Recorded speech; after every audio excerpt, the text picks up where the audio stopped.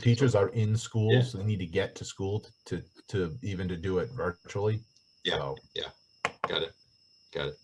I teach usually 1 to 2 courses either at Northeastern or Emerson, kind of each term. And so I've got all my notices saying, yeah, campus is closed, but online is happening. Yep. Which is fine. I mean, I'm actually this term I'm teaching only online. I did hybrid actually last term. This term I'm online only. So would you say you've had to recreate all of your lessons, or have you been able to, you know, utilize most stuff? So I'm a get up in the front of the room and, you know, run around and use the boards and do all sorts of stuff. So I had to completely reconfigure how I do that stuff, because putting the board on the screen is garbage. It doesn't really work for them. I have 2 screens, so I mean I can multitask and do all sorts of things, but most of the students are on a laptop, and I need them seeing each other because I do a lot of discussion work. So I had to really rejigger stuff to make that happen. Yeah. Okay.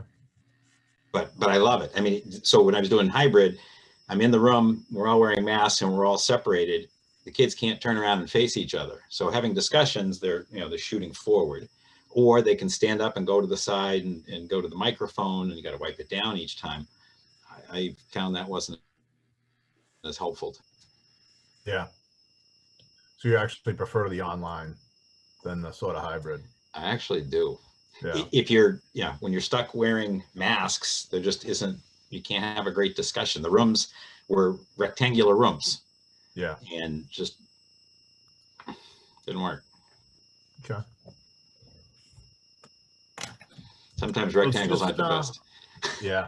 So it's just 6 o'clock now. I think we've got everyone. Michael Bean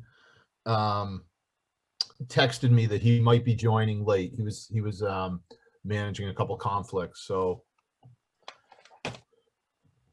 we'll just call the meeting to order. I'm just going to take quick attendance of the PBC. Nancy Toomey. Here. Greg Stepler. Here. Brad Condon. Present. Kirk McCormick. Here. John Coote. I'm here. And Michael Bean is not here present, but he may be joining us later. So the first order of business was a review of the last month's meeting minutes. I think everyone's had a chance to review those. I've gone through them. I didn't have any comments or corrections. I don't know if anyone else had any comments or corrections.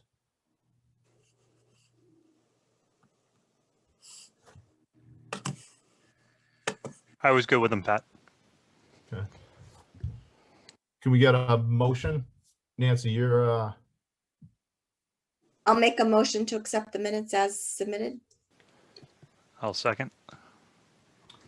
just going to do a roll call vote on that. Nancy, Aye. Greg, Aye. Brad, Aye. and John. Aye. Okay, the next item of business is a review of the water tower project. I see we've got quite a few members of the public here that are likely maybe neighbors and are interested in this project. We've got Mark Dockster from the Board of Selectmen, and I believe Ryan Percival and Jane Kinsella. Joe, they're both with the DPW. Who's involved in this project? Is that correct? So Ryan's the town engineer. Sorry, Ryan, go ahead. You go ahead. Ryan Percival, town engineer. Good. Jane Kinsella, DPW director. Okay. So before we get started, the building committee, we don't know too much about this project. The select board reached out and asked if they could present at the meeting today just to give us some information. So that's why Mark's here. As for the public that's here, we're just at this stage, we're just gathering information. We don't know if this is going to be a PBC project. When the PBC was formed a few years back, we set up a process where if a sponsoring agency, which would be the school committee, the select board, or maybe the library trustees, wanted to have a project administered by the building committee, there's an application process. So ultimately, if this were to become a building committee project, it would go through that application process. So at this time, we don't anticipate taking any public comment. We're simply in a position where we're looking to gather information from the Board of Selectmen and the DPW on the project, and we'll probably have some questions as we go. But with that, Mark, I'll turn it over to you, and you can tell us a little bit about the project. Thanks, Pat. Hey, folks. So my name is Mark Doxer. I am the current chair of the Select Board, and I'm also the liaison to the Permanent Building Committee. So that's one of the reasons why I'm appearing in front of you this evening. And what I wanted to do is talk to you a little bit about a project that the town is undertaking in 2021. It's an approved project. It already has funds appropriated from town meeting. Perhaps not quite enough, but a very substantial amount of what's going on. And we're at a point now where we're trying to figure out what is the best way to, I guess, seek advice on the project itself. So I'm not here speaking for DPW or facilities. They're here, which is great, so they can speak for themselves also. But what I wanted to talk to you a little bit about is the Select Board's interest in the project, and how we would ask you folks to consider this project, offering advice on kind of how to move it forward, particularly from a building, technical, and community point of view. I guess those are the pieces. So quick background in terms of what's going on. So there are a couple of water tanks in town. The Auburn Street tank has I don't know the exact timing of it, but I'll give you just a general background.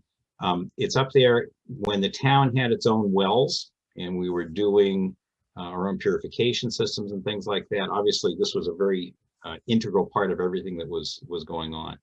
We've moved on to MWRA for our main source of water. That said, there's still tremendous value in having emergency water available kind of outside of the main system. And as I understand it also, this tank is very useful in terms of when adjustments need to be made in chemicals and other activities, that this is kind of one of the main locations where that's taking place. What's happened over time is that this tank requires maintenance, painting, and some other kinds of maintenance. And it was determined several years ago that that was a very inefficient, uneconomic way of dealing with the tower, with the tank itself. So I know at least back to 2018, discussions were held about replacing the tank. It was brought forward to town meeting, and money was allocated. I believe now $4.5 million was allocated by town meeting for the project. So it's an approved project. Over the course of the time that the tank has been up there, one other thing started to happen, which was communications needs needed to be addressed in two different realms. One being for emergency services, so police, fire, emergency kinds of activities, and the other was for antennas for cellular equipment. And again, I don't have the exact timeline, but the way it's been set up is that current tank holds essentially antennas and other communications equipment for both emergency services and for 3, maybe even 4 cellular carriers over time. One of the things that's gone on with the tank and other activities has been a discussion of, well, what's the best way to, number one, replace it, number two, kind of manage the antennas and the carriers. And there's quite a bit of history on that, and some folks that are on the call are much more familiar than I with kind of what's going on.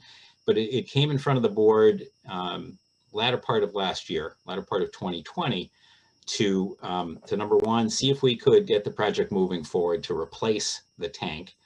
And there had been some discussions of what's the best way to handle the communications equipment, including at one point discussion of potentially an additional cell tower.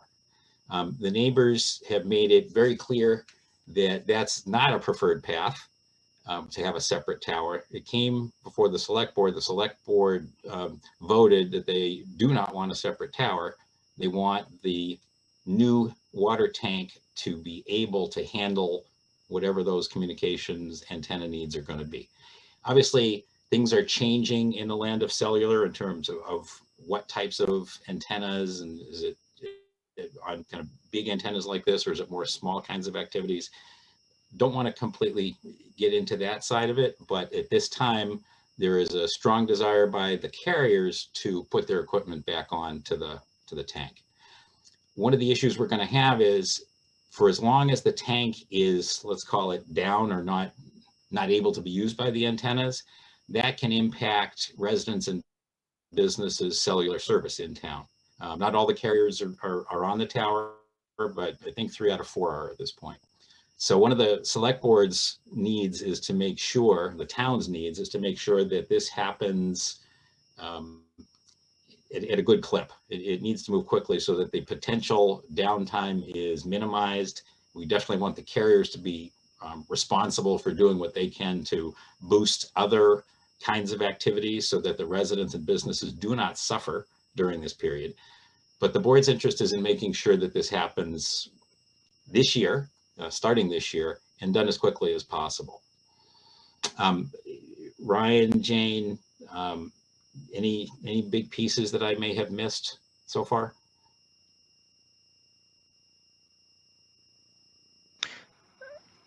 Can you hear me?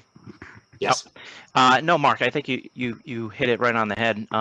We're looking to move this as quick as we can. We're right now in the process of working on the 911 public safety equipment, relocating that just temporarily off to the side. And then we're in communications with some manufacturers for the tank just to get a handle on the logistics of actually construction. There's a major laydown area that needs to take place. Cranes need to be brought in. So there's that logistic piece that needs to be worked out in concert with also erecting a temporary structure or radio antenna for the public safety to meet their needs, so we don't have any gaps in coverage for public safety. That being said, we've acquired the assistance of Weston Sampson design consultant. They'll also be doing the RE and project management during construction. We're in the process. We've already submitted to CPDC for a hearing on the 22nd. So we'll go through that process and take back any feedback that we have for the site through CPDC and make any changes that we need to. And then from that point, it'll go to DEP for their review if anything has changed significantly from CPDC's suggestions. So they'll get a finished packet. After that, it's basically into the bid process and then out to bid. So we're looking at that bid time frame somewhere around May, like we had shot for. So it looks like that's still going to be the time frame for the bid.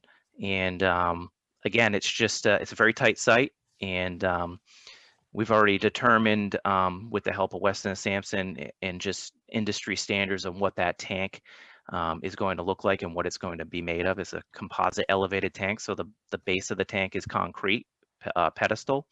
And then the top portion of the bowl that we call is a glass fused to steel tank. And that requires no painting for right now, best guess, they haven't had anything out in the field for more than, I think, 30 or 40 years, but the lifespan on that is pretty substantial. So we're looking at not painting, being in that business anymore, since it's not lucrative or cost effective for us. And then we'd be back in the same position of having to remove carriers if we put carriers back on. So we've modified the tank in such a way that they actually can be mounted to a structural ring as opposed to the way they're mounted to our current tank, which is not appropriately. They're on the catwalk, and it causes a multitude of issues structurally and OSHA and that's just to name a few. But I think that's about it. If that's enough color for Mark there, I just added a little bit more color to it. But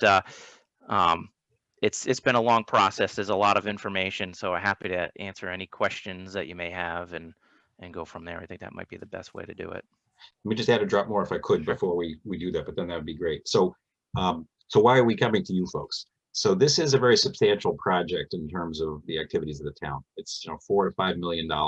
It's quite substantial. There won't be people, inhabitants inside the tower, obviously, but there'll be billions and billions of molecules that will be there. It's a pretty important site and activity, and there's a lot of community interest in what's going on, particularly all the neighbors. It's a small site. It's at the top of a hill. It's at the intersection of two narrow roads, nice T intersection that's there. It's going to be, challenging. So first and most important thing is the select board realizes and appreciates that it does not have the expertise to offer any advice about this project, whatsoever, other than to assure its motion. And we believe that the PBC has exactly that expertise and ability to offer some advice.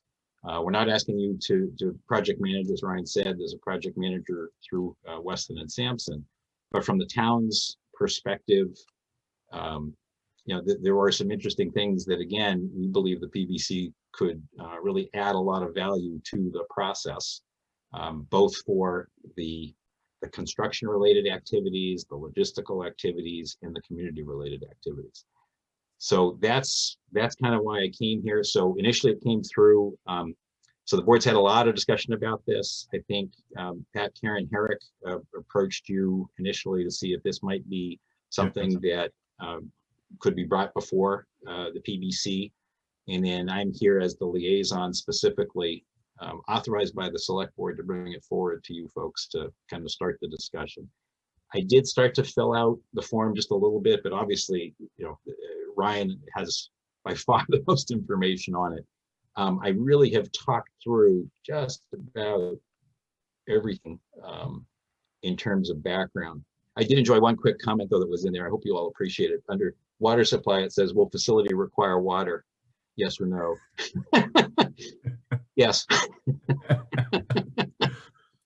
that'll be a definite yes on that one. Yeah. So let me pause with that. I think that's kind of the color. That's why I appreciate Pat the chance to come in front of the committee to I guess share a little bit with you up front, answer questions that you may have, and would be happy to fill out the form if that's appropriate too. So, does anyone on the committee have any questions? I know I have a couple, but I'll let you guys go first if you have anything. Yeah, I'll go ahead and jump in, Pat. This is Greg Stepler. Maybe directed more to Ryan, but one of the issues that was raised was the prospect of a completely standalone communications tower for relocation of not only emergency services, but the broadband carriers.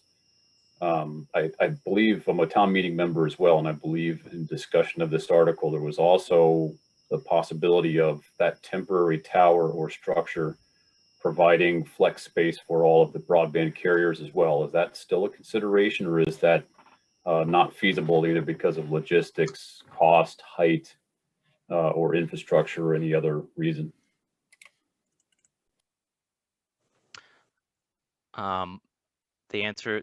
The quick answer is no.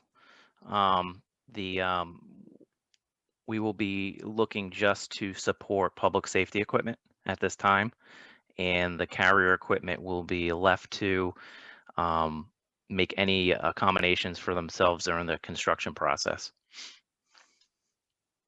Greg, to answer that with a little bit more information too, I mean, that's spot on. There was a discussion about a temporary tower. The next step of that discussion was that it would basically be the same and cost the same as a permanent tower. And then the next piece of that was that the neighborhood is very strongly against that second tower. It came before the select board, and the select board voted not to pursue that avenue. Okay. And then one other question, you talked about the structure itself being a concrete column with the glass fused steel bowl. Is that a cast in place tower? Is it segmented? Is it modular? What's the nature of that concrete leg? No, my understanding is that it will be poured in place and then jump formed up as they go from the foundation up. And then from that point, once they get that column in place, they assemble the bottom of the bowl. And then that gets lifted in one big piece, which is about 65 feet in diameter, and that gets raised. And then from there, they build with scaffolding up and fuse it all together and bolt it all together at that point.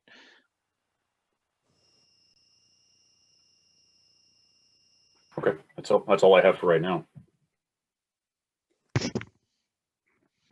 Just to follow on that a little, so it's a cast in place concrete base, and then if you want to call it the legs of the tower or the stand of the tower, that's concrete as well. So the pedestal, if I'm not sure if everyone's familiar with the type of tank that we're putting up, but it has a pedestal, so it's different than what's there now. You have an open structure where there's nothing underneath. It's just these I-beams that are coming up, or these columns that are coming up, holding up. Mhm.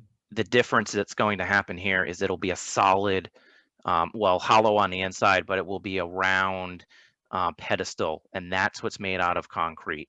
Okay. We'll have the ability to have a garage door on it and have storage in there and sampling ports, and have them be secure sampling ports, which is appropriate. And then also on top of that concrete pedestal sits the actual tank itself. I wasn't prepared to share a picture, but I'm sure I could try to find a picture and share it with you so you could see what I'm talking about, if that's Okay. helpful. And the concrete pedestal, is that cast in place or is it precast? I kind of missed. No, that's cast in. My understanding is it's cast in place, and they use jump forms as they go up. Got it. So they Okay. just jump form it up, and then once they get to the place where they need to set the bottom piece, which they call the pan or the bowl, that's put together in one solid piece, and then that's what's lifted by a crane into place, and then they build from there up. So that's a pretty big lift, and that's the logistical piece that's difficult, because they need about a 75-foot diameter laydown area, and if you've seen the area, it's small, so it gets really tight without having to take too many trees down. Okay. What's the size of the tower height in terms of height? So we'll be matching pretty close to what the existing height is, which is 110 feet to the top. And we're sort of maxed out at that point. We don't need any more pressure in the system, so we don't need to go any higher. And the diameter of the tank, this is a standard mushroom style tank, is that right? Yeah, it's essentially, it looks a little bit different than that, but yeah, it's essentially, that's what it looks like. The diameter, I believe, is somewhere around 50 something. I'd have to check the actual specifics on that, but the diameter is somewhere around 50 something feet in diameter.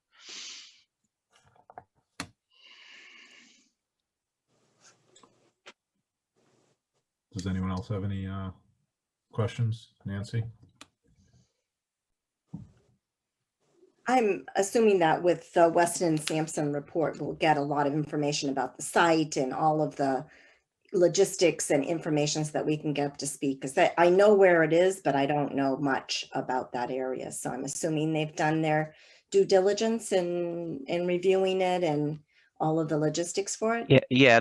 I should note that there's been a lot of work put into this prior to, as you know. We've had borings done, we've had soil sampling done, because we know that the previous tanks, not just this one, but the old Rocket, was painted, and the paint that they used back then was lead paint. So we've measured the soil contaminants, and there are areas of lead paint, which there's a few things that we can do. We can continue to keep it enclosed and encased, because the use is not going to change. We will be removing mostly all of the soil except for around the tree areas, because we don't want to damage the natural tree areas. So you'll see most of the soil coming out, and we'll be enclosing the area in its entirety so we can encapsulate whatever is remaining. But it doesn't migrate like another contaminant might migrate, and it stays in the first 12 inches of the soil. So we do know that. So that will be part of this project as well, to do some remediation to the maximum extent that we can. Absolutely. And I can, we do have a packet that has been submitted to CPDC, and there is background information that I'm pretty sure CPDC is not going to be interested in as far as the contamination and the borings and things like that. But we also have that information as well, along with the life cycle cost analysis that was done, I believe, back in 2017, maybe, or 18. So how far along is the design? Is it complete or what? I would say that the design, short of going to CPDC and hearing comments from you folks, if you do have comments, and comments from DEP, we're probably at 75% design. But I say 75%, but it's probably more advanced than that at this point. There is a small piece that we're waiting on as far as the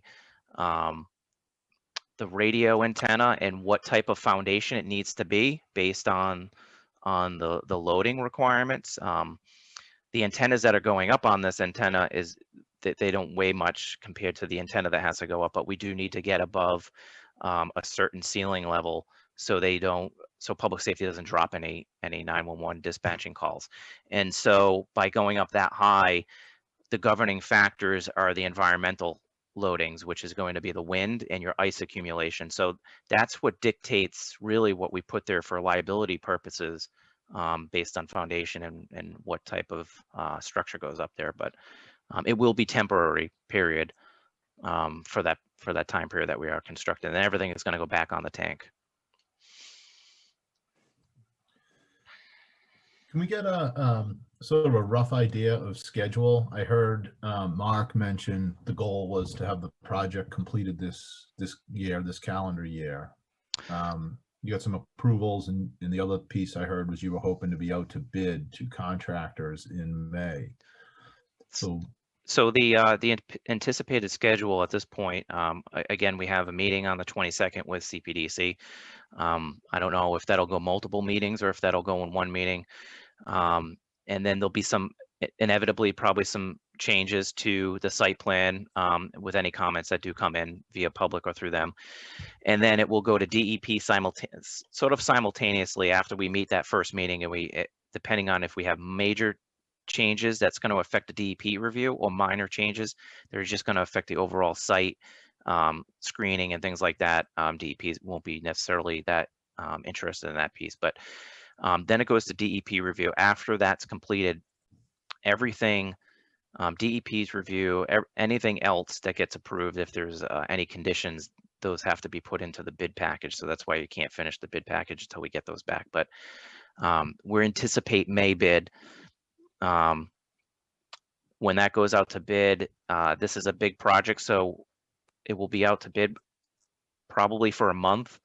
And then the submittal process is one of the process that can take some time. And so we'll go through that submittal process. That could be another month or so, depending on if there's any issues with back and forth or whoever wins the bid.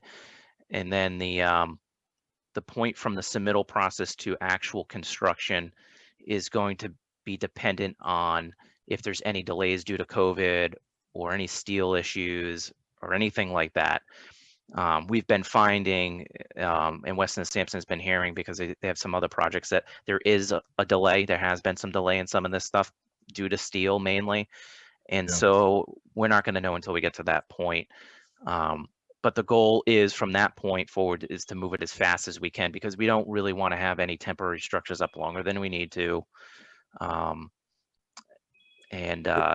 If speed is the essence, why would you go for a cast-in-place tube? Why not precast in segment?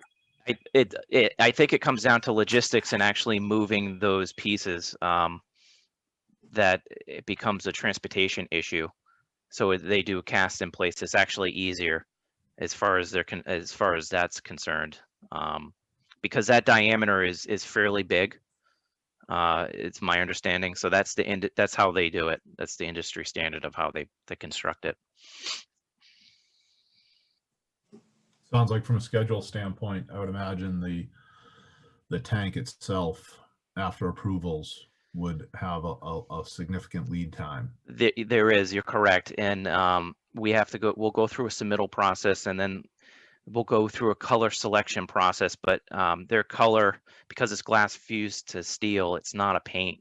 So the manufacturer set up for one color and one color only, and that's cobalt blue. And so that's what we're going to be proceeding with. If anything happens where we decide to have a color scheme change, then that would also delay because they have to retool the manufacturer and the plant and things like that to get a different color or any design or things like that. But if we just stay with cobalt blue, that's the quickest way because they're all tooled for that already. And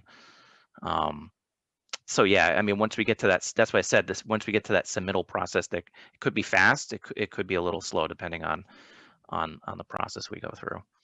But most likely, once you award to a contractor and go down the path of submittals, and then the lead time on that tank will probably be a longer path than actually doing the concrete on site. Yeah, I believe so. Yeah, I mean, have the concrete kind of sitting waiting for the tank. Right. Or, The concrete's probably going to get through its 28-day cure before we even, sign off on that tank color, Yeah. And so there's really nothing lost there with the concrete, I guess, if that's what I'm trying to say. But yeah, not following you. Question, you mentioned obviously, I know what you're talking about with the steel prices are very volatile right now. And the market is the market's very volatile. So you could have a lead time issue there, but what is there like a currently quoted lead time for that tank that you'd be working off? Obviously you don't know until you get to that point, you've submitted it and you released it, but. I've asked a similar question and I've gotten, 3 different answers depending on when I ask the question. And again, we're primarily asking the question to the industry manufacturer in the area. Now, again, it could be someone else who wins the bid. We're hoping it's a certain company, but I believe the last I had heard was somewhere around 12 weeks. But again, if it's 12 weeks, that's not bad. Right, 12 could be 8 and 12 could be 16. Or could even be more than that. Steel is extremely volatile, so we do know that. We do know that the international market plays a big role in it as well too. So yeah, all said and done, if everything lines up, we're hoping that we can have some construction in place the later half of the summer, beginning part of the fall. Because this work can actually go through the winter time. We have the ability to take this tank out of commission for a little while because we have a secondary tank and we have redundancy through the MWRE Northern Intermediate pipeline. So we're really worked to this point to get us to a point where we can replace it. So okay. Ryan, what type of foundation's going underneath the concrete leg? Under the pedestal, it'll be a full concrete foundation. I'm not looking at the plans right now. I believe I don't know how thick it's going to be, but it'll be a full concrete foundation. We've done borings in the area to establish refusal and soils, and that'll be sent off to the manufacturer as well, of whoever wins the bid. Just a big spread footing? Essentially, yeah, essentially. I mean, the big thing that you're dealing with, obviously, is the weight of the water. And when you have 750,000 gallons and you have 8 pounds or so per gallon, it's pretty substantial. So the soil really takes over at that point, and depending on what the soil bearing capacity is going to dictate what that spread footing is going to be. One question on the procurement. Do you know what, I don't know how you say this, like what chapter the project will be procured under? It'll be procured under 3039M. So, and Jane, you can correct me if I'm wrong, but I'm pretty sure that because it is a utility, that's where it would fall under. Yeah, that's correct, Ryan. Yeah. Was So that, we'll be, what's that number again? 3039M. All right. I'm sorry, go ahead, I interrupted you. Nope, I was just clarifying. That was all. So the mass laws that require an owner's project manager for projects, I think over $1 million, those don't apply to Chapter 30, correct? No, they only apply to building construction projects. This is essentially a utility infrastructure project. However, I say that, but we have hired Weston and Sampson not only for the design but for also the project management piece. So we do, in a sense, have a OPM, so to speak, on the project, but we're not required underneath that procurement law. No. Yeah. Okay.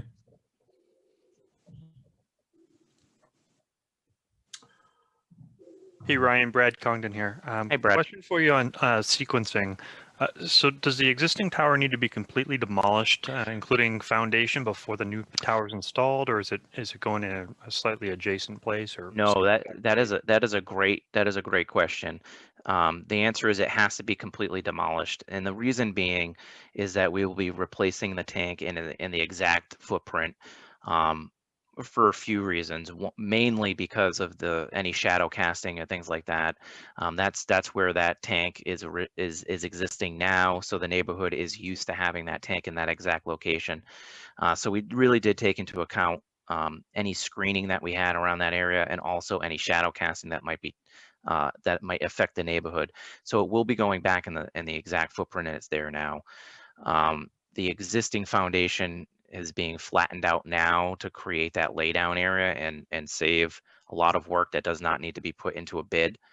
And it's just some site cleanup work. So like I said, we need about 75-foot diameter laydown area just for that bottom pan of that steel structure when that goes up, and that'll be lifted in one shot. So it's very, very tight site. So, but you anticipate the laydown area that you have on the site to be adequate to stage the formwork subcontractor, which probably won't be too hard. We do. We've had the manufacturer out a bunch of times. One of them, we believe there's enough room there if we take down some of the fence line on the Auburn Street side, and then also some of the smaller trees just for access, because we do have to bring in a crane. But we do believe that we have that 75-foot diameter. We have enough room for that. We have enough room for the new tank and the demolition of the tank. Outside of that, we have a very small window of where any of the temporary structures might be able to be put, without having a takedown. We really don't want to take down any of the buffer that's already there in that treat area. So that's kind of holding us tight to a site. But we do have enough. We believe we have enough room. You mentioned lead paint on the existing tank. Is there any remediation that has to be done before demolition? So part of the bid will be demolishing this in accordance with any local, federal, or state laws for removal. And DEP knows that we do have some lead paint. I'm not sure to how many layers of lead paint we even have on the 1950 tank. I'm sure it is on there. So they will be demolishing that in the appropriate way, and that will be definitely in the bid. That's going to be part. What is the appropriate way? Do you know? I mean, it's good to not to leave these. Right. So Weston and Sampson they have their own environmental division, and they will be writing in the specs exactly what needs to be followed for that. I don't want to speak to specifics on what that removal of the demolition looks like, because I'm not an expert on that, but the Weston Sampson does have an expert and will be making sure those specs and that bid is bid appropriately for that removal. And again, DEP is notified prior to that even happening. They have to be notified, so they'll have someone out there to, I'm sure, inspect the site prior to and approve their demolition and what we're doing for the soil remediation as well. We have no. We want this done correctly. Public health this is a public health project, even right down to the tank, putting up a new tank. So it will be done correctly. Mark, question for you. Ryan and the team at the DPW seem like they have a pretty good handle on the project. Other than us asking a bunch of questions about something we're not experts in, you know, what would you expect from the PBC during the course of the project? So what is it? Well, I guess what is it that you don't think the Board of Selectmen can, the PBC can provide that the Board of Selectmen can't? Well, so as far as the discussion today goes, just in the questions you asked, you're already well over the expertise level of the select boards, to be clear. So that's we're still way below Ryan's knowledge level of this. Yeah, no, this so that's setting a pretty low bar. Yeah, I mean, we don't know what questions to need to be asked. I think we looked to the model a little bit of the library project in terms of what went on, and having kind of a building committee in addition to project manager, and the ability to kind of work through all the things that needed to happen in terms of decisions, advice, activities, the right questions to be asking, and then figuring out what our communications path is going to be from there also. So there are some general communications that need to take place. There's some very specific communications that will need to take place also. As Ryan mentioned, there are a number of, it's a small space and a lot needs to happen. And as unsophisticated as I am, just thinking about some of the logistical issues that are going to be involved here, seems pretty impressive. I know that we'll have project management support from Weston and Sampson. Obviously, we have DPW, facilities, engineering, all involved. But I guess one of the things that's been really good about the PBC, in my opinion, is to have some folks with some expertise that can kind of poke, ask questions, make sure everything is on track, just to make sure that it's all happening right. The select board does not have that at all. And so there's not much value we can add in that respect. And again, as I mentioned, there's a lot of public interest in the project, and our goal is to make sure we're just kind of getting stuff done as it should be. Appreciate even your questions today just to get it started. And Ryan, I learned a lot more today too, which was great just in that. But the select board doesn't know to even ask these questions. Okay, fair enough. Ryan, question for you. So you have Weston and Sampson under contract for Correct. design. Mm-hmm. And I assume that contract you mentioned, so there's a contract administration portion of their contract. Correct. That either can be executed or is already part of that contract. Mm-hmm. So that would be their sort of management and oversight during construction. Right. When we signed on with Weston and Sampson a few years back, the scope of work not only entailed design, but it entailed bid documents, procurement, submittal process, and then also RE services, so resident engineering services, project management. So we did the whole scope straight through because we knew we were going to need their expertise straight through. Not only with the project, but also with anything that does come up with DEP and things like that. They have specific people that just handle these types of projects. So when we just did the contract for the whole entire project straight through to construction. And so because it's been a long haul, I'm sure there'll be some added costs in there, but that'll just be an amendment to the contract, to the current task order, that's all. And so they're already on board. It's not like we have to go back and hire them to do that work. Yeah. You mentioned resident engineer. Mm-hmm. So that's, someone would, know the term clerk of the works on a building project. Yeah, essentially. Sort of an on-site rep. What is the plan for on-site representation while construction is outside of myself and my engineering staff, who hold a lot of we still do a lot of the project management. We're there daily. We'll also have a resident engineer there daily, depending on what type of work. They might not have to be there all the time. We don't really like to pad the bill or the contract if they don't need to be there, but they will be there on something like this during demo, making sure things are done correctly during essentially major milestone moments, you know, lifting, pouring, things like that. So this whole entire project is a big milestone. So they'll be there pretty much every single day.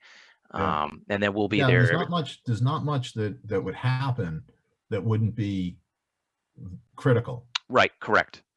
From a quality and a schedule standpoint. Exactly. And Weston Sampson will be there for our QA/QC, making sure that what was spec'd out is what we're getting. And that's essentially what their big role is, because, you know, they're again, they have geotechnical experts and things like that they'll bring back any sort of questions that they have back to their office and have them specifically look at something, say, you know, the concrete testing and the slumps and the cores and things like that. So you know, we're confident in their ability. They've done a lot of work with us in the past, and this is their forte. So yeah. So if you lay out, you know, just rough a 6 to 8 month time period for this project from May to the end of the year, which is actually beginning of May, end of May, could be 7 plus or minus months. You wouldn't anticipate there to be on-site construction full time, right? no, there's going to be some, like any construction, there'll be some very busy moments, and there'll be some time where you might not see someone there for a few weeks, depending on if there's lead time or waiting for transportation from the manufacturer for the tank and things like that. So depending on how quick they move with certain phases of the construction, you could see some downtime. Again, you know, we always like to anticipate the worst in construction because it always happens. But, you know, I've always said somewhere between a year to 2 years, 2 years being probably the maximum if something really unforeseeable happens. But I would say said and done all from May, probably May to May. If we're moving at a good clip, I'd say that's probably where we're shooting for. Again, you know, when we get on that back half of that schedule, we're looking at restoration work and things like that too on that back half of that project. Right. You're also heading into the winter and some of the and you know, things slow down in the winter time. You know, so people are more you know, when they're lifting people up in the air and it's windier, and so things do slow down. So Ryan, I had another question. Is this you keep talking about preferred vendors? Is this a single source? You solicit bids from these manufacturers, and it's an all-in proposition from these manufacturers, or are there various scopes of the work that are separately bid out? Like, you know, is the concrete standalone from the tower or from the bowl itself? You know, the steel is the electrical separate? Is the overhead door separate? Is the piping, you know, are those different contracts, different trades, or is it all in with one vendor? It's all one comprehensive bid. So the bid will go out for demo and install and everything in between. Now, if they hire a subcontractor for certain things, then so be it. But say Statewide, which is one of the tank manufacturers, wins, is the prospective winner, they would basically be the GC on the whole entire project. They may even have their own guys that do all that work. I'm assuming they'll have specific foundation guys come in and do that work and things of that nature. And but they put up these tanks all across the country, up primarily in the Northeast, that company does, but you know, everywhere out to the Great Lakes they have them. So but to answer your question, it's one comprehensive bid, and we're not in the business of basically splitting out any of the work. We want it done, we want it completed. We want them to be in charge of their own timeline, making sure that they're keeping their subcontractors in line if they have subcontractors. So we're not affecting that bid deadline at the end and incurring any liability. You don't expect any filed sub-bid problems or anything like that? No. Okay. So I think the Chapter 30 doesn't require filed sub-bids. Probably not. Yeah. No. So that's typically Chapter 149 that has filed sub-bids. Right. Yeah. It's a great question, though. I mean, there will be. The unions get a little tricky, but that's okay. Yeah, It's a great question. It's a great Plumbers union is going to claim the whole thing. It's a lot of- Well, it happens. I mean, you're getting into you're procuring a product which has a history of getting around having union representation for a particular product, but that's that goes back a long time. I'm older than most of you. I remember the history of this, but yeah. Well, keep in mind that because we bid this out, I mean, it has to be in prevailing wage rate. So Yes. Regardless of whether or not they're union shop or not, they have to pay prevailing wage. So that governs. Because one of the ways of getting around prevailing wage is to procure a package, and that was what happened many years ago, and the unions were very upset about that, to say the least. But there we are. That's a bridge we don't have to cross at this time. So staying on that same theme, so you'd be contracting with one, we'll call them a general contractor that would be responsible for all the sub trades. There's no, since it's not Chapter 149, there's no real requirement for exactly how those sub trades are sliced and diced. But you're anticipating more of a representation of, call it tank manufacturers as your prime contractor, as opposed to a general contractor that's going to procure the tank. Absolutely. You'll see. I'm trying to think of a couple of the major hitters in this area. You'll see like a statewide aqua store. You'll see a perma store. They manufacture and install their own tanks. That's all they do. So that's who you're going to see. You're not going to see. It's not a fly-by-night project, so you won't be seeing someone like that come into the mix. You're going to see tank manufacturing companies that that's what they do. They manufacture and install. And so that's what Weston and Sampson has seen in other towns like Hopkinton, and they've done a few other ones, Peabody and things like that. And that's generally what they get back. Maybe about staying on that same theme. Yep. In the compare and contrast to Chapter 149, which is the procurement laws for building projects that we're a little more familiar with. There's a pre-qualification process that was instituted back in like 2004. What type of pre-qualification process would you have for we'll refer to them as the general contractor / tank manufacturer? Yeah, so that's a really good question. When we put out any project that has any state or state funding or anything like that, we're required by law to have them mass pre-qualified if it's over a certain amount. And so, under a different project, say if we're on state roadway and we're spending over $50,000, I believe, on a state roadway, or we're accepting any sort of state or federal funding, it would go to Mass DOT pre-qualification list. Now, as far as this is concerned, there'll probably be some sort of pre-qualification or some sort of qualified bidding that would take place in the bid.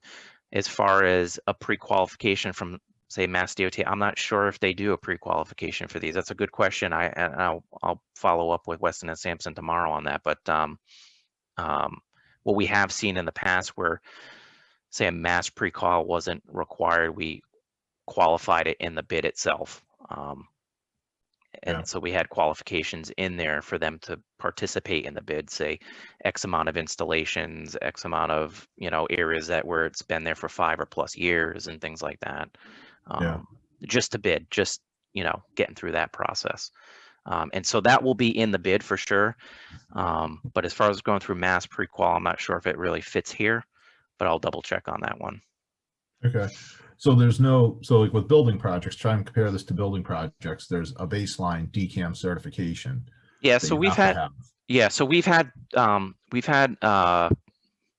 you recall, Charles Street sewer pump station, they're Dcam certified, a lot of the contractors that come through. So we'll be looking for that as well.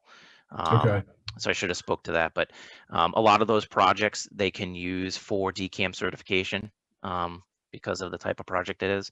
And so we've done Charles Street sewer pump station, Weston Bachelor sewer pump stations, those have all been DCAM certified. So, Okay. So there is a DCAM, certification category. Yes, All water tanks, or you know, I know sewer pump stations, yes, because there's electrical pieces and things like that. As far as I'm sure for this tank, this would also qualify for a DCAM certification if a contract I put in for, but we'll check into that too for that piece. But that's a great question, and something that we have been talking about. Okay. Anyone else on the committee have any questions?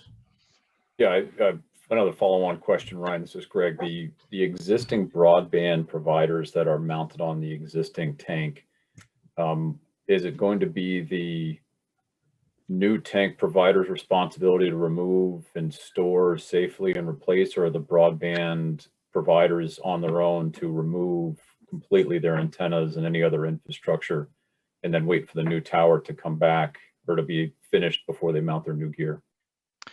The latter part of that, yes. The town would not be touching any of their equipment, or a town contractor, nor would the carriers want anyone else outside of who they certify taking down their own equipment. I would believe. We're working through that process. We're working with town council and representatives from the carriers to determine what is a reasonable time frame for them to take down their equipment. And so we're working, all I can answer is that we're working through that process with them. And so essentially they'd be responsible for removing their equipment for a period of time based on whatever schedule that we give them, or when the tank is completed.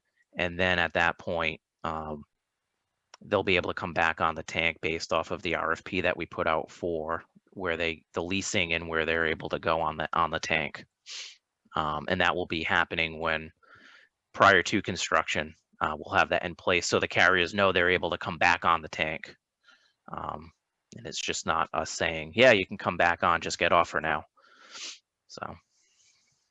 And a follow on to that, is there any of only work in buildings that had cell towers on them, but within those buildings, there were usually a support room and sometimes some cooling and sometimes some emergency power and some other infrastructure outside plant that feeds those antennas. And if you have multiple carriers, you might have, and I'm not familiar with the parcel or the site where this existing tower is, but are there any outbuildings, sheds, infrastructure, underground raceways that'll have to be modified, removed, replaced, and any other small structures or sheds or storage facilities or anything else to support each of these carriers that needs to get relocated or consolidated or anything else? And whose purview and scope does that fall into?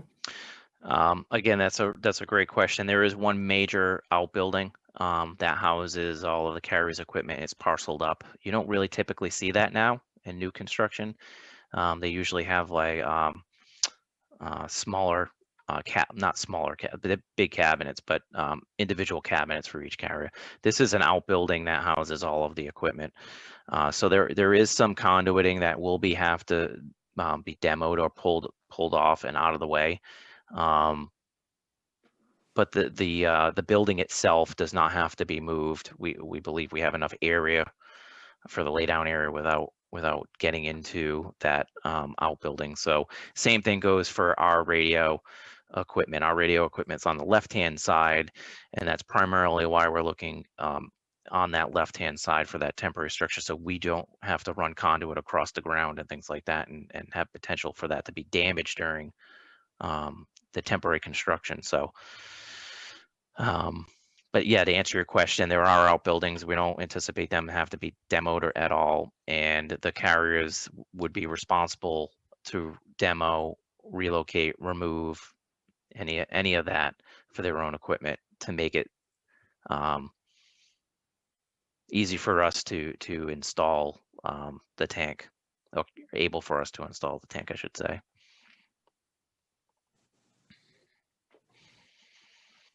Okay. Does anyone else on the committee have any questions for Mark or Ryan? I guess, Pat, the only follow on for maybe asking for the board itself is, could we get copies of the packet? I mean, the plot plan, the, the intended design or anticipated design of the tank and footprint and plot plan and some of those other logistics. It'd be good to have something to actually review and look at, aside from just my imagination. Yeah, I agree, Greg. And I was going to make the same suggestion. And assuming, Mark, like you said, you have the application, just kind of going back. We've and there's a process diagram that I can send you as well, Mark, that we established when we formed, sort of how things should go when a project, when we first formed, we asked ourselves, when does a project become a project as far as we're concerned, and we came away with that by creating an application process. As you noted, the application process is designed for, no pun intended, for a building project. So some of the questions and line items, such as you pointed out, does it need water? May not be, you're trying to fill that out is probably a little bit of a square peg going in a round hole, which I'm sure you can work through.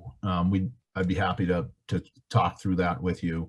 But I think what would be the most helpful to us would be to provide as much of that information, plot plans, whatever can be public information. I don't know what you can put out for, partially completed bid documents. I mean, they're just partially completed bid documents that are eventually going to be full bid documents.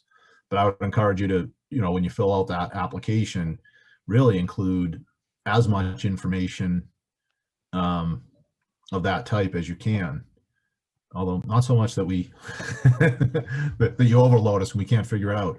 But the plot plan, that really, if you're at a 75% set of drawings, I think that would be helpful, because that's where that's the nuts and bolts of everything we're talking about. Yeah, I mean, I'm happy to share quickly the screen. I mean, I'm not. We don't need to go through everything. I have it. You can just see this the packet that we just submitted to CPDC. And in there, in particular, was what one of the things that came up, which is what is it going to look like, to the best that we can render it out. But I'm happy to share that. If okay, you can share your screen. Can you share your screen? Do you need? Yeah, let me. Is it going to let you? It should. All right.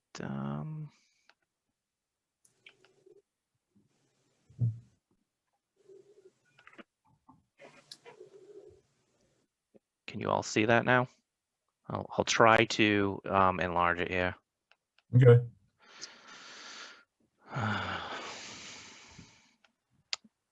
Sorry, it's using Adobe Reader here, so it's not as friendly as Pro. But this is the Weston and Sampson packet. I'm happy to share with everyone. It speaks to the diameter here, which was, I said, somewhere around 50 feet. It was 59 feet. The overflows are the same. The capacity is the same. The actual total height of the tank is the same, relatively the same. But there's one in particular I wanted just to show you. I don't mean to be going. I apologize for going through this. I think that's fine. That's the site that you see there now. It's very tight. Yeah. There's some pictures, and then this was. So that's that pedestal that I was telling you about. So that's going to be the difference between the two. So that's basically a look at, on the left is what's existing, and on the right is a rendering of what will be there. Yeah, to the best that we can gather what will be there. Generally speaking, the manufacturers are very similar to what they look like. What's the size of the existing tank? I mean, the diameter of that. How will it compare, in other words? We can go back up to the top, but the height is 110. They both be 110 to the top, and so yeah, the new tank definitely looked taller just from those perspectives, but it would be 110. Yeah, I mean, you're going off of so 75-foot diameter on that ball. It's more pancake sized, if you saw, versus the newer tank is got more vertical storage. So that's where it makes up in that diameter. Okay. Is this under the Mass State Building Code? Is this considered a building or a piece of mechanical equipment? I mean, how do we get, because there are laws about seismic design, particularly, which vary between those two things. Yeah, I can tell you it will be required to have a building permit. So we'll have to go through all the building requirements. That's essentially another reason why this went also to CPDC for site plan review, but it's been in front of Julie Mercier, Community Planning Development Director. And so this will have to go through and get any permits that it needs to get, and be meet any codes that it needs to meet. Well, do you know what those codes are? Is what I'm really asking. Is it? There'll be for sure. There'll be structural codes. There'll be wind loading. There'll be snow loading. There'll be ice loading. There'll be foundation designs. There'll be stamped structural plans, things of that nature. And we'll be working. Weston Sampson will be working with not only myself, the manufacturer contractor, and the building inspector to make sure that everything is provided according to the code. And then I just wanted to briefly show you that there is a set of plans here. There's a locus. I'll try to zoom out, but when I zoom out, you're going to lose a little bit. And so here we have the general notes. We have our existing conditions plan. And you can see the site of the existing tank, which is on the left-hand side. And then there's the old former. It's just a granite ring foundation that was left there. They just never took it down for the old standpipe. And then we get into the proposed site plan and layout areas. And then we have the proposed areas on the left-hand side of where we're looking logistically for that temp structure for the 911. And then we get into elevations and cross-sectional. Ryan, a couple follow-on questions that come to mind as we roll through these plans.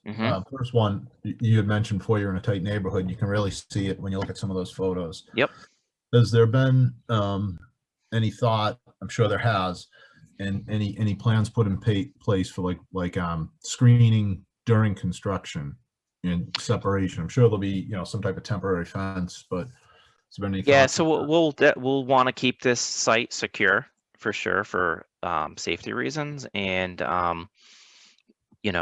anything where we have any sort of site controls will be in place as far as dust management, things like that. If there's some screening issues that we need to take care of, we'll screen accordingly.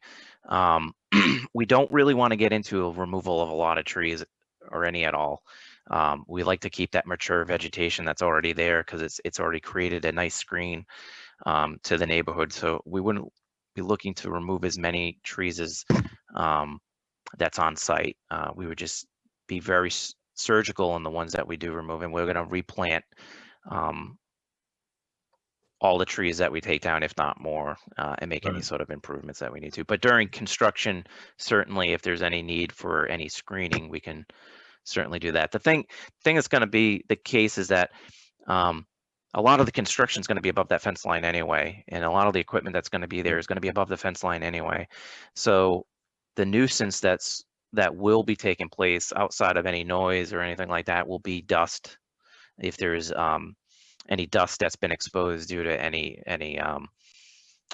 unvegetated area that was disturbed during remediation or something like that. So I think that's generally what you'll see. And again, once you get above that fence line, we're not going to be able to screen much that's not already been screened by any of the natural vegetation that's already there.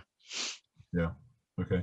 And then also just logistically, I would imagine there's going to be some fairly large pieces of this tank coming in one piece, coming down the streets of the neighborhood. Has there been any? I don't know if you're there yet. Any thoughts? Like, all right, how do we get this oversized load onto this site? I think about that daily. There's a lot. Like I said, if this was just a straight engineering, design and install on a bigger piece of property, we'd be fine. But the thing that makes this a complicated project is that we're in a neighborhood. We're in a well-established neighborhood. We're in a small envelope. We knew this from the beginning. We knew it was going to be a tight squeeze. And so we've brought some of the manufacturers in. They know what they have to bring in. They know they have to bring in a flatbed. They bring it in certain sections. They'll have to get a crane in. So we've brought them in to make sure that we can get in. We may have to close a road down just to get a piece of equipment in. So we do know that that's a possibility. Bringing in a crane, we'll probably have to shut down a piece of the road. We'll work through that logistical piece. But it is tight. We have very narrow roads and 90-degree turns. So to get a long flatbed in there, low bed, is going to be tough. Right. So, we do know that. And, I'm sure it will reflect itself in the bid price as well. Yeah, and I'm sure you'll have a good communication plan in place. So we will. We work in collaboration with the safety officer and the police chief. We've been working with the fire department on the 911 systems and the police as well. And so everyone's involved on this, facilities as well. So anyone that can help out and help communicate and get us to a safe plan, everyone has their job, and the police make sure that traffic needs are met, and we're going to look at the traffic plan as well. So yeah, I mean, even from the pick, when we lift, RMLD will be involved, to make sure that utilities are secure in a safe way. Ryan? Yes. Mike Bean, just a quick question on that point. I don't know much about that procurement method outlined in the statutory requirements, but can that draft logistics plan be made a part of that proposal requirement? Yeah, we can certainly request that in the submittal process, and that's why I said the submittal process is really going to be,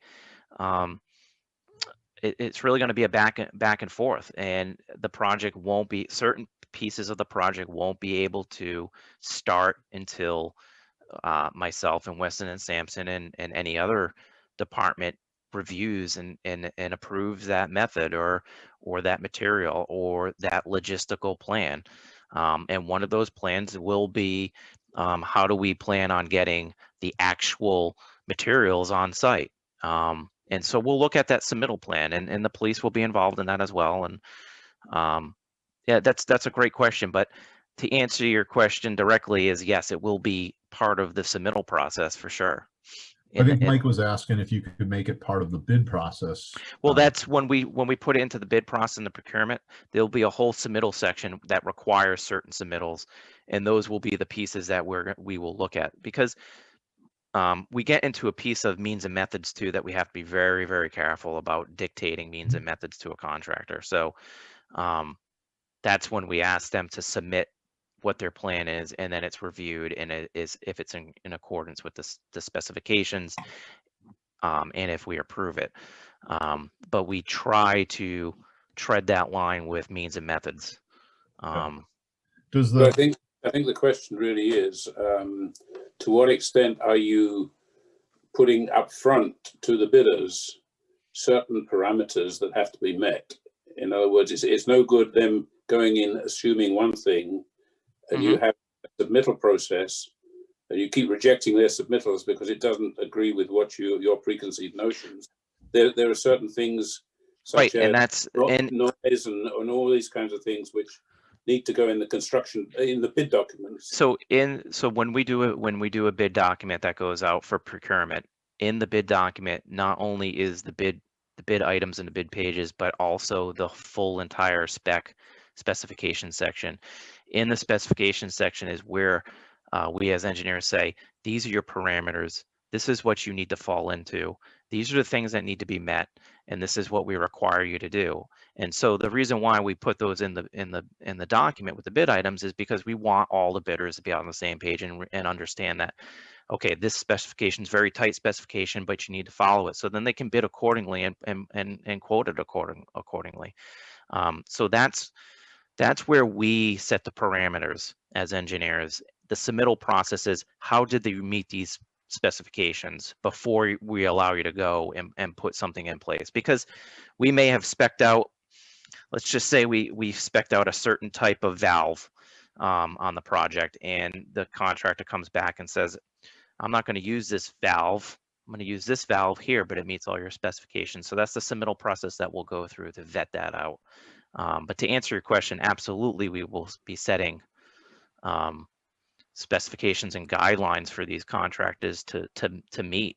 Were they required to submit Absolutely. approval of a logistics plan? So I think what Mike was suggesting and asking was if there could be a requirement for the logistics plan to be submitted with the bid. And not an expert on purchasing, but I know there are a few statutes, Chapter 149, things that are bid through Chapter 149 are generally awarded to the lowest responsible and eligible bidder. Chapter 149A, which is a slightly different procurement method, you're not actually bidding on the full price of the project. You're submitting qualifications and effectively being selected, and there's no obligation to select the low bidder. It's effectively a procurement process, qualifications-based procurement process. I know the modular building, which I don't know what the statute is, but that's similar. That in my career, I've been involved with some public modular buildings where the drawings are not 100% complete. So you're submitting your qualifications, your plan, your modular plan, because that can vary, and a price. In those projects are, again, not awarded to the lowest responsible and eligible bidder. So I think Mike might be putting words in his mouth, but I think he was poking around the concept, and I don't know what the parameters are within Chapter 30 that you can do, where the tank manufacturer / general contractor could be submitting on certain things like a logistics plan.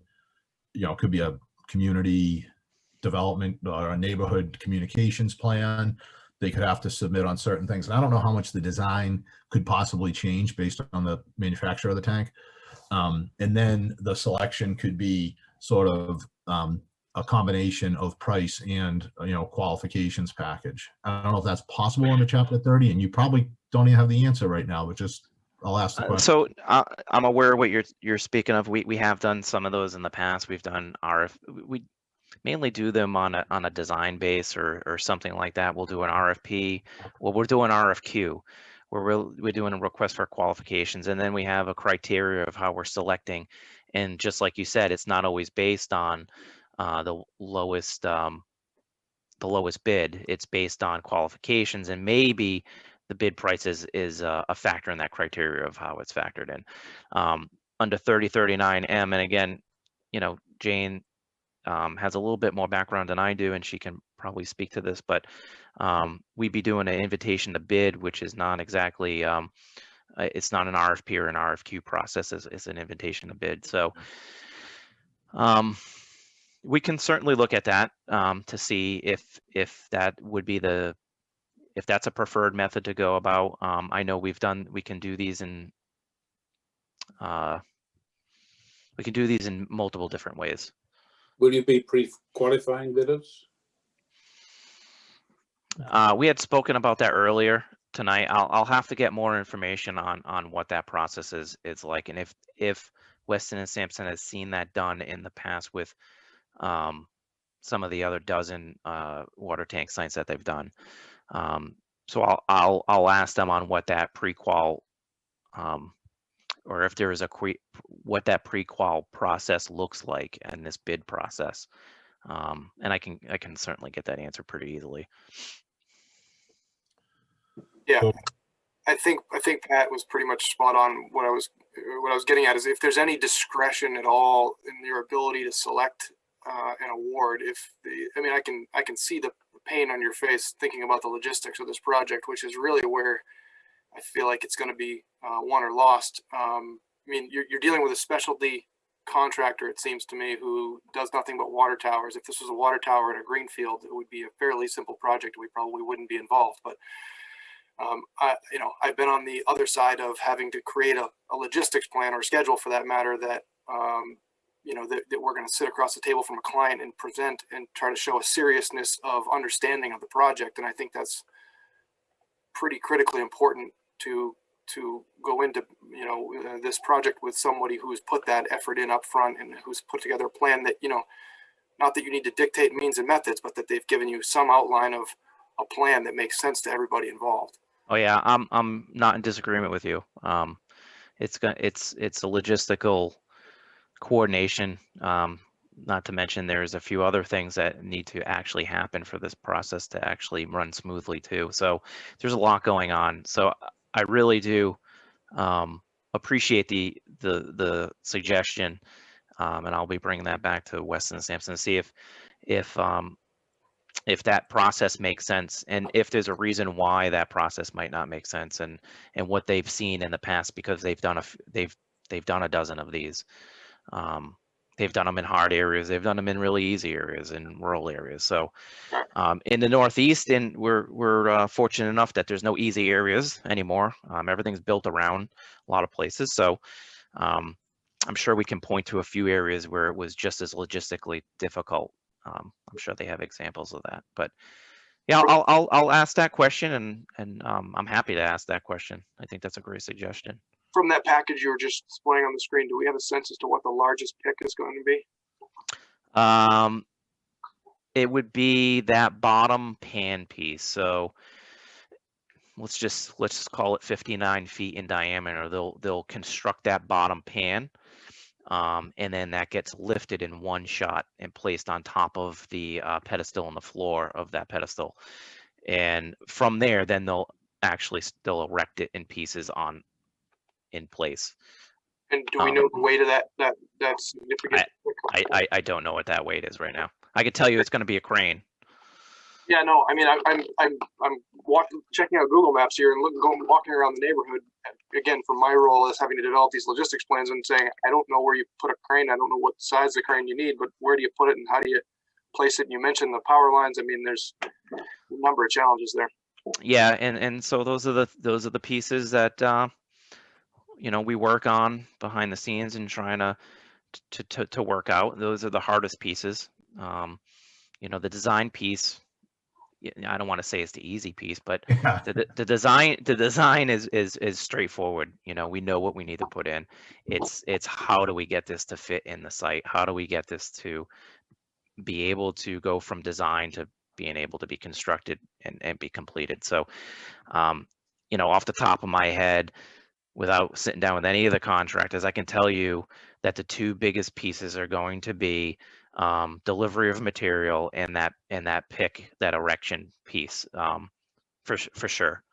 And that's going to involve a crane. It's going to involve a big laydown area. Outside of that, we should start being more confined in the site at that point.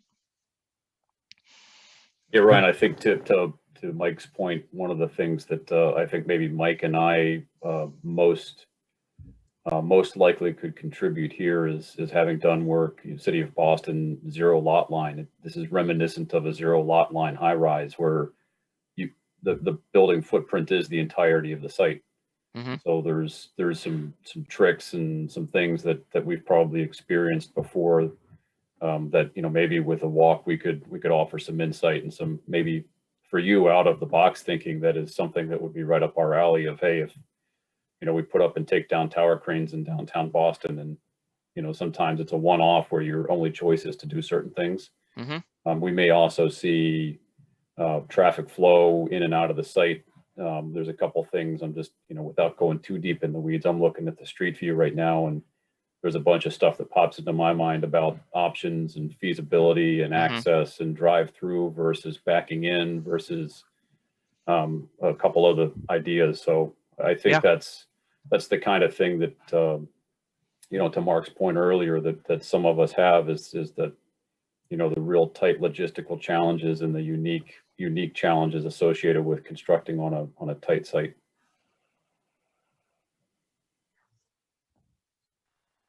So if I'm perfectly happy. We went over the 20 minutes allotted for Mark. We went into it with a very open mind and a very open-ended time slot for that. So I have I'm perfectly happy to continue talking about it, but I think if we've exhausted all the questions, you know, I'd like to thank Ryan and Mark for coming and presenting and giving us this information. Mark, if you know, there was a process set out, so it's pretty straightforward. We have this question in our head, you know, when does a project become a project for us? And so if you want to fill out that application, again, I understand it's set up for a building project, which this is not. It's a little different. We can work through that. We're certainly not looking to, our goal is never to create hurdles and make anything more difficult for any of the other town boards, or specifically any of the town employees like Ryan. You know, we want to be a resource to help in any way we can. So the last thing we're trying to do with that application is put up a hurdle for someone. But I would say you come back to us with the application, as much information as you can on the project, you know, plot plans, the information that Ryan just pulled up, you know, then we can take a look at it and see as a group if we think it makes sense for us to be involved. That would be great. I'm noticing one of my colleagues on the board, Vanessa Alvarado, is also on the call. We as the select board is trying to figure out exactly how things would run. But one of the things we did is we nominated, or Vanessa volunteered, I think both, that she would become kind of the main liaison, so there'd be a single point of contact from the board going forward. So I would obviously coordinate with her in terms of what's going on. And I've pretty much gone through the application. I think with Ryan's help, we should be able to fill out most of the things. I'll try not to make too many more jokes about water and things like that. I think we'll be all right.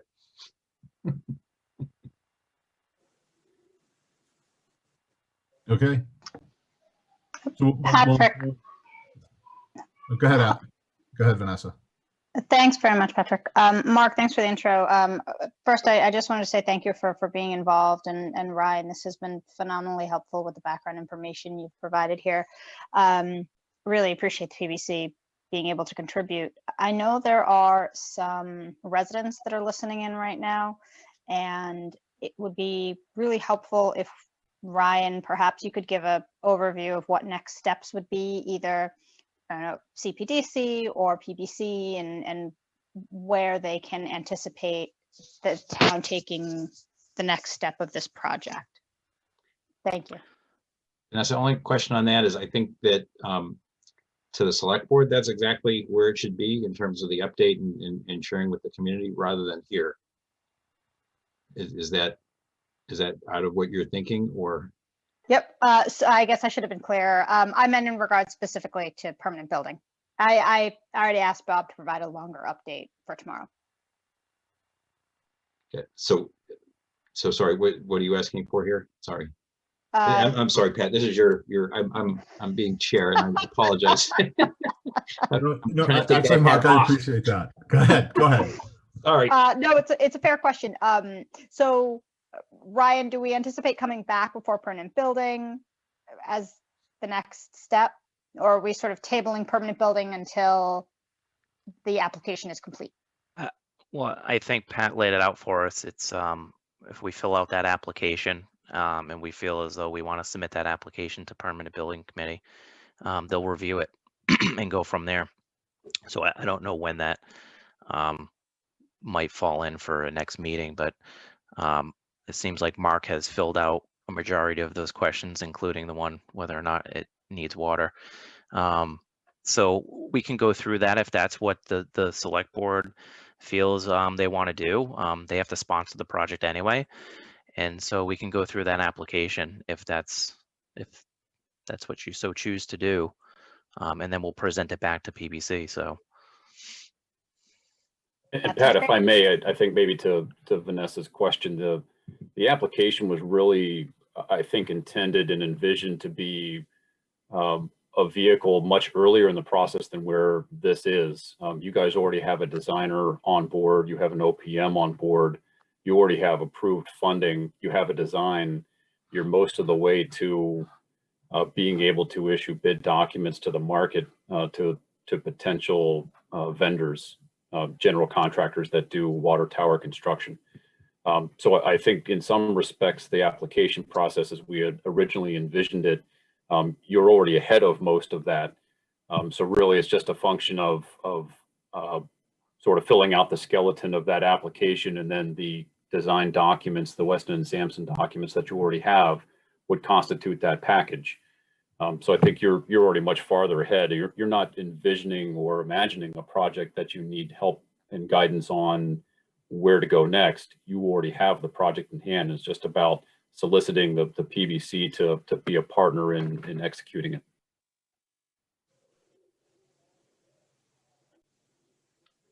And just I think for, you're spot from on, Greg. scheduling- Speaking as one member of the board, I think you're spot on. Yeah, and just from a timing perspective, our next meeting, I think it's March 1st. And if you get that back to us within a reasonable amount of time before then, we'd be happy to put it on the agenda for that meeting to discuss. Thank you. That would be great. And we absolutely will have it available. Okay. So I think that wraps that up. I do see a lot of residents, as I stated at the beginning. We didn't anticipate taking public comment. Again, we're just 100% coming up to speed on this project. Most, if not all of us, knew absolutely nothing about this project. I think Nancy and Greg, the town meeting members, probably knew about it, certainly more than I did. So we're just kind of coming up to speed, and if we are involved, we'll make sure there's appropriate communications with the neighbors, the neighborhood, and the community, and opportunity to comment and discuss at meetings. So thank you all for attending. Thank you very much, folks. Appreciate it. Thanks, Mark. Thanks, Ryan. Thank you very much, Ryan. That was very informative. Thank you. Pat, do we have any additional topics to cover for PBC, or do we need a motion to adjourn? No, we're gonna. We do have. I was gonna go over very briefly. Anyone, Ryan, you can hang on, or you can check out. Your call. See you later. So the only other thing I wanted to go over was just kind of the process for creating the keep the ball moving with the municipal building facility assessment. So I put together, and I think I sent out a table of contents, which is pretty basic. I just took the table of contents from the school facility report that we did. And the table of contents basically just lists the buildings and its narrative and then checklist. And then I included a sample narrative from the, I think it was from the Josh Eaton School. That was the one we kind of used as a template when we went through the schools. So I just wanted to talk a little bit about how we think we want to work through that report. Okay. And I can pull some stuff up on my screen, or we can just kind of talk through it, because we were all involved with the school report. So I'm assuming that we're all pretty familiar with that. The narrative that we created for each building. I'm trying to open it up on my other screen here while I talk to you. Just bear with me for 1 second.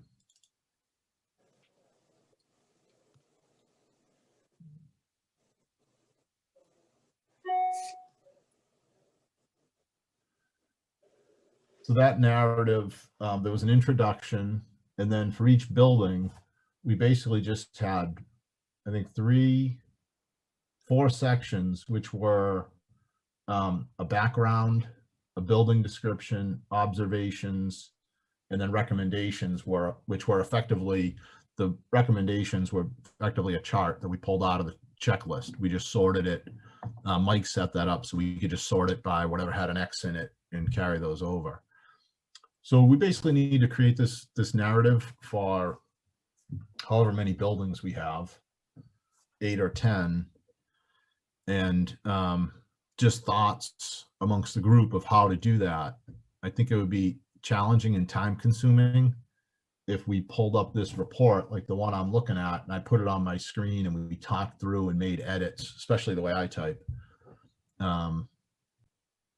I always find that it's a little better if someone takes a pass at sort of creating a draft, kind of like we did with the checklists, where I would fill in some information, facilities would fill in a lot of information. We'd try to incorporate draft comments and notes from everybody, and then we could walk through and edit.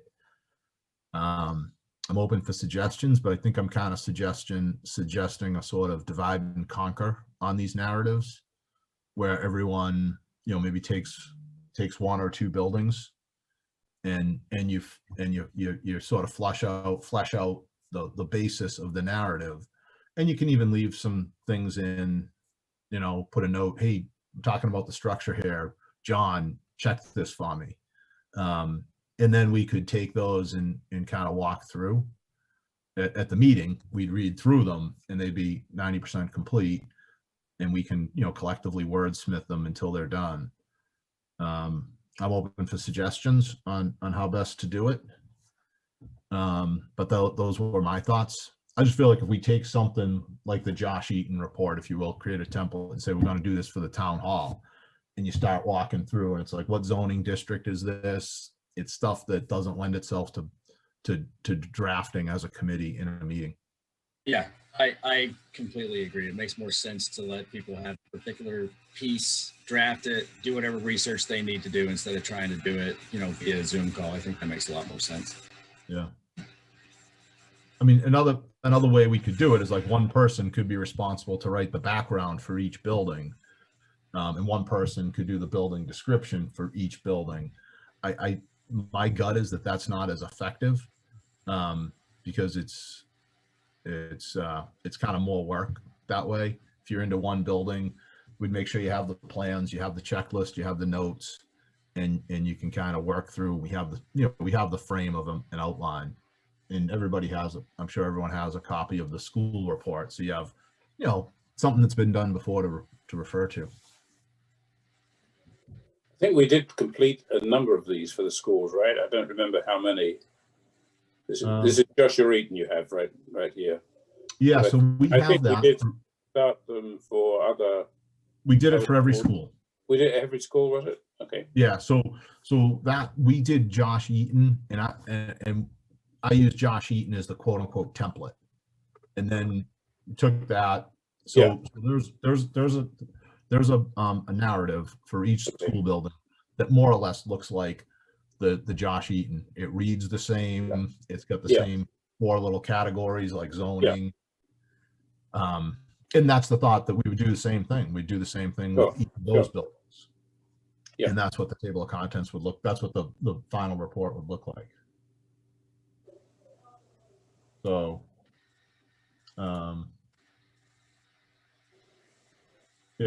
if we want to go that route, I can just maybe circulate something, or we could just, let me see, we have, right now we have 1, 2, 3, 4, 5. Is that it? We have the police station, the senior center, the town hall, the 2 fire stations, and the DPW. So we have 6 buildings to do. We haven't done the, we haven't toured the library, Matera cabin, the cemetery building, or the, call it the field house. It's not the field house, snack shack. My thoughts are to defer those tours, work on the narratives for the 6 buildings over the next couple months, and defer touring those buildings until the weather's nicer and hopefully we're, you know, in a better place with COVID. Yeah, makes sense. Yeah, it does make sense. Pat, you have the police station listed twice as 5 and 6 and 9 and 10. That threw me. There you go. At 7. I think your idea is great. Okay. Anyone want to volunteer to take a building? I'll take town hall if that's okay. Perfect. I love it when people volunteer. Anyone else? There's 7 of us in 6 buildings. There you go. You got to assign this. I don't know. Yeah, you can just give me one, Pat. All right. So Nancy will do the town hall.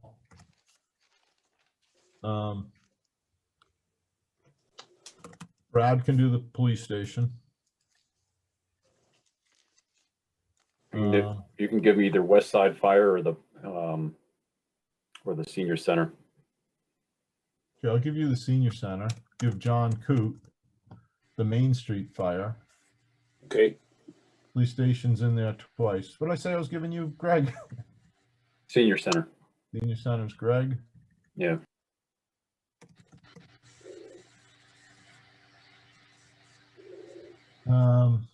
DPW, give to Mike.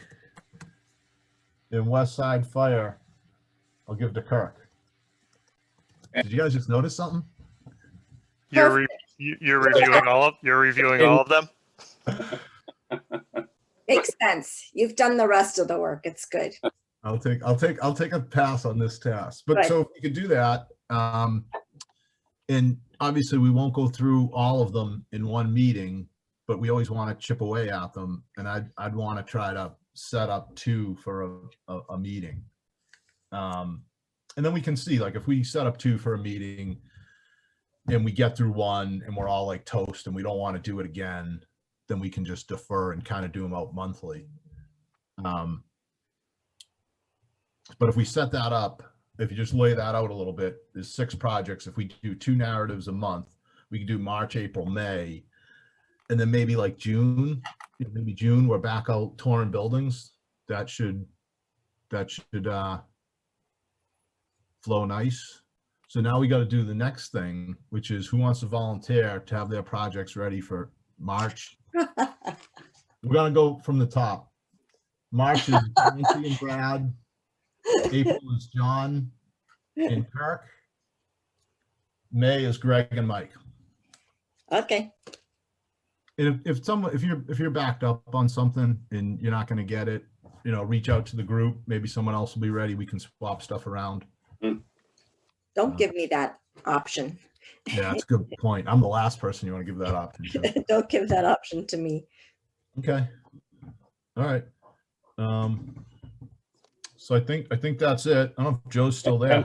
Can we just talk a little bit about communication here with each other? If we have to ask each other questions, is that permitted under the open meeting law? I mean, I think the only challenge is if 3 of us are talking about business, we become a quorum because there's 5 members. There's 2 associates, Michael and Kirk. So there's 5 voting members. So if 3 of us start talking, we're effectively a quorum, we're a meeting.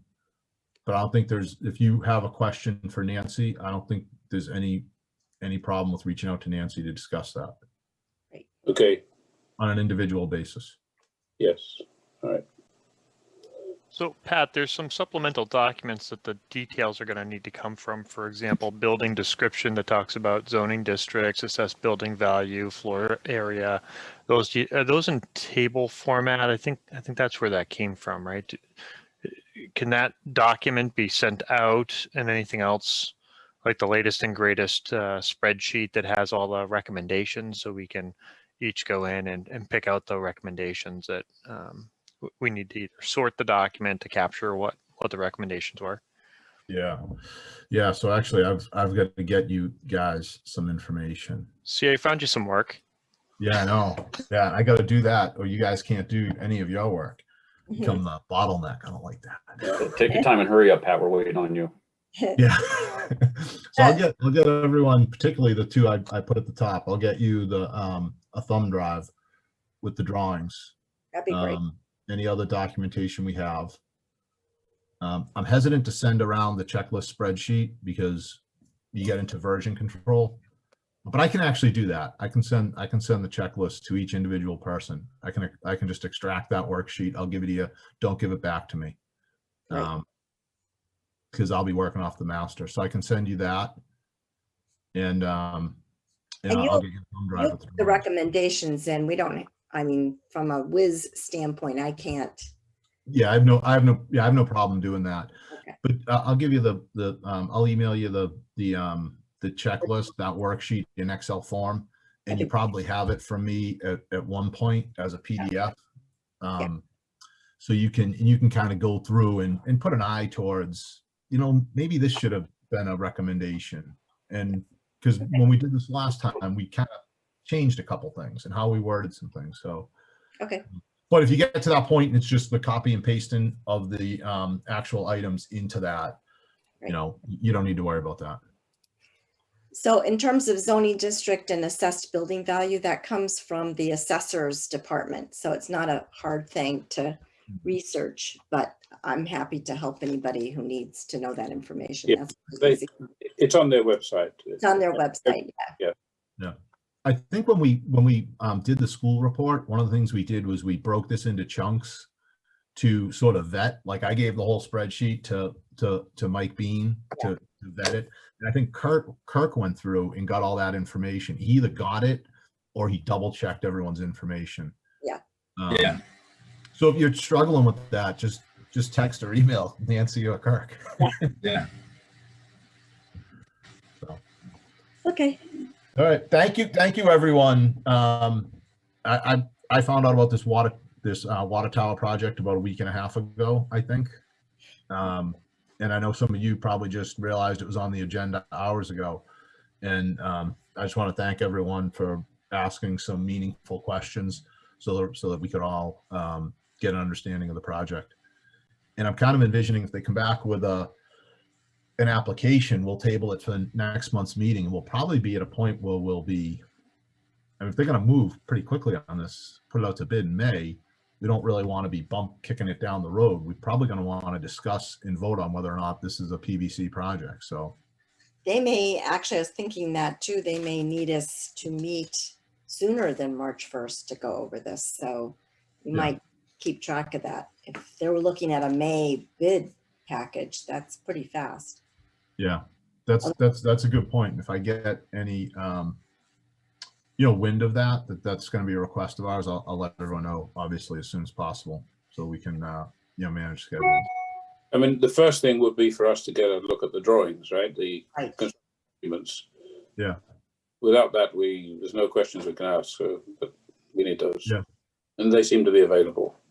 Yeah. I think they'll include that. They'll give us an application. We'll have to digest it all and discuss the pros and cons. It's not a building, but it's a project, and the select board seems to want us to be involved, and whether we think it makes sense for it to be a PVC project. Yeah. I mean, basically our function is to make sure that any surprises they have on any project happen now rather than when they're further down the road. Yeah. So that's our function. To bear that in mind. Well, it's also a pretty hefty chunk of change. I mean, estimated cost on that Weston and Sampson form was 4.6 million. That's well above the 500,000 or 1 million or 1.5 threshold that's in the bylaw for us to be involved. So, I certainly think any help that we can offer them is worthwhile from just a casual member of the public perspective. But the other part, I think, is, and having gone through the library building committee process, I think the other part of this that, this may be a much different animal than anything Public Works has done before. Maybe not, but just strategies for writing the RFP and making sure that they include, the right things, enough of the right things in the RFP, like to Mike's point about, pre-qualifications or, requirements contained within the RFP to be included in the bid. That's an important part of that. So, I certainly think there's some value we can add in providing that sort of feedback and guidance as they develop that RFP. And yeah, May issuance is a very near time frame in that kind of world. Yeah. Yeah, I was surprised that they didn't know more about whether they were going to go the pre-qualification route, because that's very important. Once you pre-qualify people, then it's just a price issue. They're all pre-qualified. But if you don't go pre-qualifying people, you can get bids from people you really don't want, and it becomes a nightmare to try to not choose the low bidder. Yeah. I didn't want to overtly say that, but you could steer, you know, he kept referring to the person that they hope can win the job. And I didn't want to overtly tell them that you can, in some respects, steer the pre-qual or the restrictions and requirements that you give in the RFP to help your preferred horse win the race. And you want to make sure that if you're doing that, you're doing it, you're doing it in a very careful way, because you don't want to have the protests slow everything down, and you want to make sure that everyone's on the same footing from an RFP and a bid submission standpoint too. So for what it's worth, I agree. I think that we do have some expertise collectively that we can offer them, you know, just from a consulting standpoint. All right. Move to your question. I'm open for a motion to adjourn. Could I hear a I motion to adjourn? was looking for the scallops and the martini, John. Really? Where are I saw you get up and mosey around. I was waiting to get a glimpse of the scallops and the martini. I get my charger because my iPad was running out of juice, so I could have got a martini at the same time, but I didn't. I thought Greg was going to interrupt Ryan. Ryan, hold that thought. I got to see if John's coming up with a fancy martini. I hope this is not on RCTV, is it? Yeah. I move to adjourn. Second. All in favor? Aye. Aye. Aye. Thanks, guys. All right. See you soon. Have a good Meeting night. adjourned. Okay.